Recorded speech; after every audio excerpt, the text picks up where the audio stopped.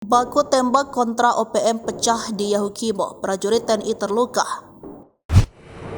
Baku tembak kontra OPM pecah di Yahukimo, Papua Pegunungan, Pratu Rajami Uhio terluka.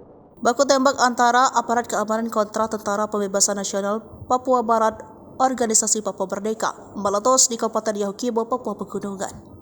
Kontak tembak terjadi di Jalan Seradala, kilometer 2 Distrik Dekai pada Kamis, 6 Juni 2024 siang hingga malam.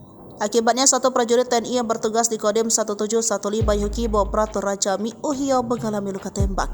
Kasatgas Humas Ops Damai Kartens 2024 AKBP Bayu Suseno mengatakan, kontak tembak meletus setelah TPNPB OPM melancarkan tembakan ke arah petugas. Adapun anggota OPM disinyalir dari Kodam Yahukimo.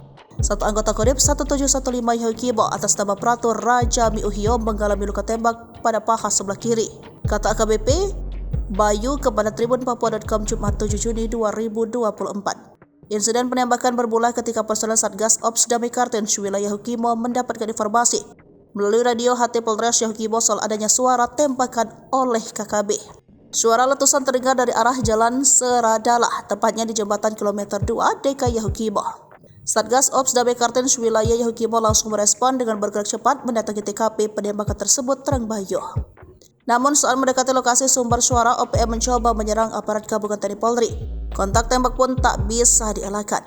Sementara itu, Bayu menyebut Pratu Rajami Uhio telah berada di rumah sakit DKI Yahukimo untuk mendapat perawatan medis.